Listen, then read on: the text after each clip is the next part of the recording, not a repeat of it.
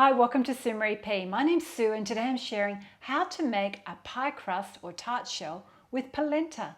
It's a little bit healthier than normal pie crust and it tastes delicious. I love the crunch of polenta, so if you'd like to see how I make it, come with me and let's see. First step, I'm a little bit excited. I've recently had a birthday and I got a new toy. I got a new little food processor and of course it's red. I know, I couldn't choose any other color. Anyway, I'm going to show you how I make it in this, just to make it quick and easy. But feel free to do it on your stand mixer or with a wooden spoon, or you can mix the dough with your hands. Stop talking, Sue. Let's get mixing. So in here I'm throwing some flour in. So that's 1 cup or 125 grams of white spelt flour. Feel free to use your favorite flour. Regular flour will be fine. And of course I've got some polenta. So this is like a coarse polenta, or it's also known as cornmeal in some countries. So it's just half a cup. I've just got my notes here. Half a cup or 75 grams. So that goes in. And now we need chilled cubed butter, and I've got some in the fridge, so I'm just going to go and get it. It's really important when you're making pastry to keep your butter and your water really chilled. So we're just going to quickly mix this together. And you'll notice how quick this is. I was so excited that it took no time. So I just gave that 3 little pulses just to combine those 2 flours, and my flour went everywhere. Anyway, I've got 90 grams of butter. Yep, that's right. Just unsalted cubed butter, and it's chilled. So we're going to save that wrapper and use it for something else later on. And we've got some cream cheese. So I've got Philly cheese, and we need 90 grams of Philly cheese. And this recipe was inspired by an Italian recipe that I've got, or Italian cookbook, because Italians cook a lot of polenta. So I'm just going to throw all that in. So we've got all of our ingredients in there. Oh, if you like, put a pinch of salt in. The recipe said no salt, but a pinch or about 1/4 teaspoon if you want to be precise. Not a quarter, sorry, 1/8 teaspoon. So just going to pulse it.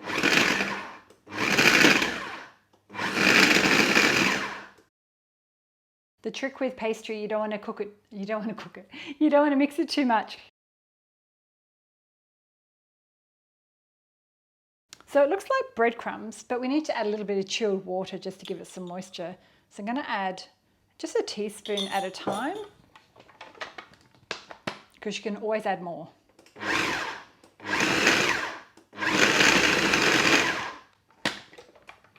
1 more teaspoon.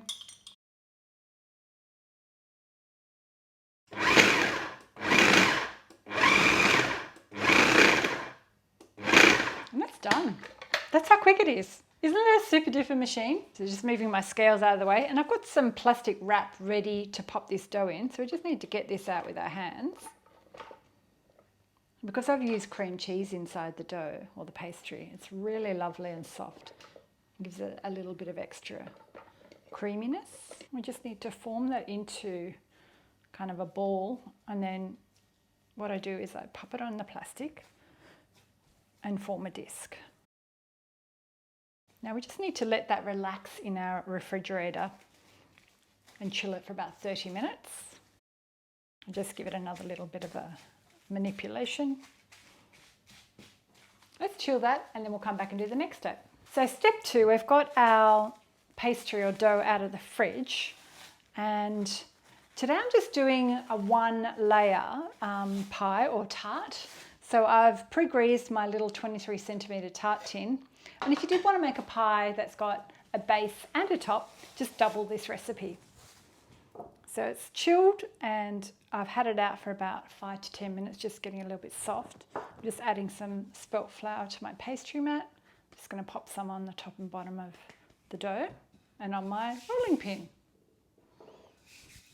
We just want to introduce the rolling pin to the dough. Just so it softens up.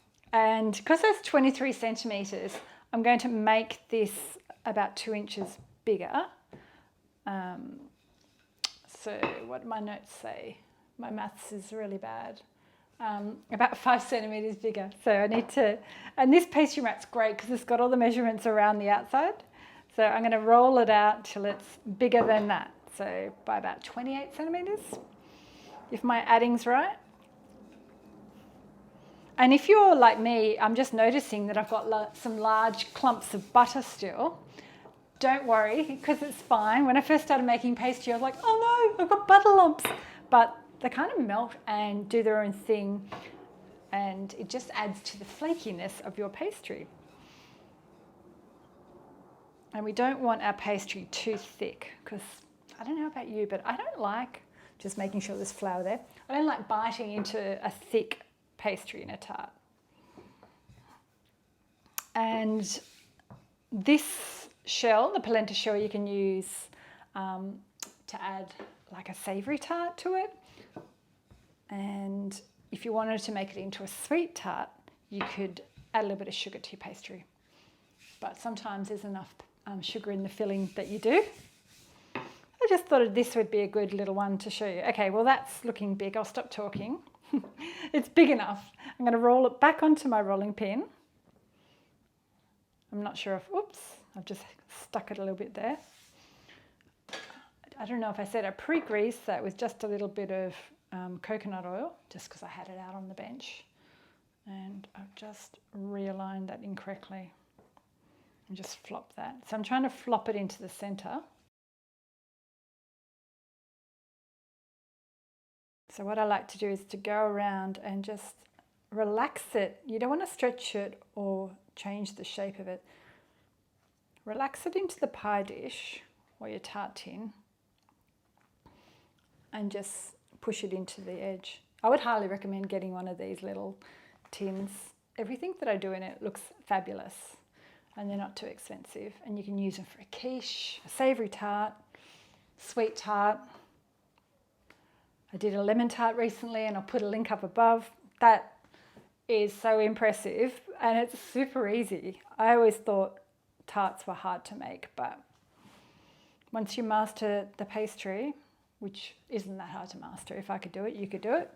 Grab the rolling pin to cut off the excess dough or a knife. Whoops, let's just get that edge off. And the beauty of this tin is beauty. That sounded so Australian. The good thing about this tin is it cuts off the pastry and you've got a really neat edge and you don't have to worry about crimping it or doing anything fancy. I've tried crimping pastry and it never looks as good as this tin, so I always go back to this tin.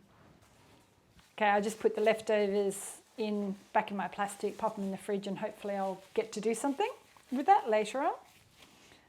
And before we chill it, I'm just going to grab a fork. So it's really important to add some fork holes to the base and be generous, because when I did my test bake recently, I didn't do enough and it domed up in the middle. So this is what's called docking. Did anyone else know that? Pop a comment below if you knew it was called docking, because I didn't. I learnt something new this week. And also, if you're liking my video, hit the thumbs up.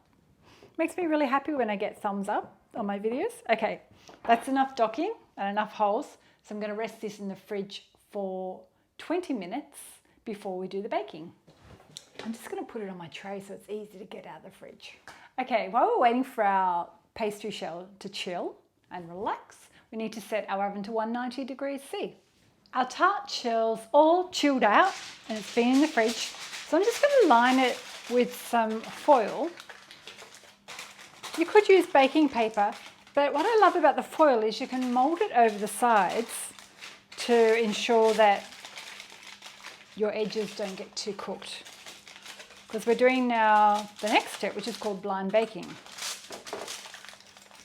And into the center here, you can add a whole lot of sugar, rice, dried beans, and I've got these ceramic baking beans or beads, and I just keep them in a little bit of foil so then I can just easily take them out. So I'm just pressing them down so they lie flat on my shell. And the weight of the beans stops the pastry bubbling up. So now we need to bake that in our hot oven for 15 minutes. So just want to share with you, I made this as a test bake yesterday, and I turned my polenta tart shell into a savoury tart, and we had it for dinner. And I had some ricotta cheese, which I just mixed up with some grated cheese and Parmesan cheese, add a little bit of French mustard and popped some cherry tomatoes on top. It's kind of all I had in the fridge, and it tasted so good. So let me know in the comments below if you'd like to see a video on this, or if you'd like the recipe. I can send you a link. I'm going to come a bit closer and show you what happened when I didn't press enough holes into my pastry. So hopefully you can see it. Can you see there where there's like a gap in the pastry, like an air pocket? That's what happened because I didn't have enough holes. It created like this bubble in the center, and it hasn't happened before. I just got a bit carried away and rushed the process, but it's still edible. So if you make your pastry at home and, like me, you have a bubble, don't throw it out. Still keep using it because it'll still taste fine. The first blind bake is done, or the blind bake's done. Now I need to remove the beads and the foil, and it's still quite hot, and the mitts don't really work. Let me grab a tea towel. I think it's easy to manipulate. I need some of those oven gloves that you just pop on and you can pick up anything. So I'm just putting them on a plate. I did the double layer so I can just reuse that. So now we'll remove this second layer of foil. It looks happy. We don't have any bubbles. So now we need to bake this for another 15 minutes back in our oven. Hi, we're back with our cooked tart shell, and I checked it at 5 minutes and it was already starting to brown and I could smell it was cooked, so I removed it. I'm just going to adjust my recipe because I think the oven was a little bit too high. It needs to be 170 degrees fan forced, or 190 without a fan. So I was using my Italian cookbook recipe and got my interpretation all wrong. So now we need to let this rest and completely cool, so then I can store it in the fridge, and I'll probably use it within the next day or two. It'll probably last for about 3 days in the fridge, but if you also wanted to pop it in the freezer, you could leave it in there for up to a month, but just make sure you really seal it well. So I hope you've liked my video today. Don't forget to hit the thumbs up. Please write a comment below. I love seeing what you think of my videos, and write a comment if you want to see another video on what to pop inside the tart shell. I hope you've enjoyed it, and I'll see you next time. Thanks for watching. Bye.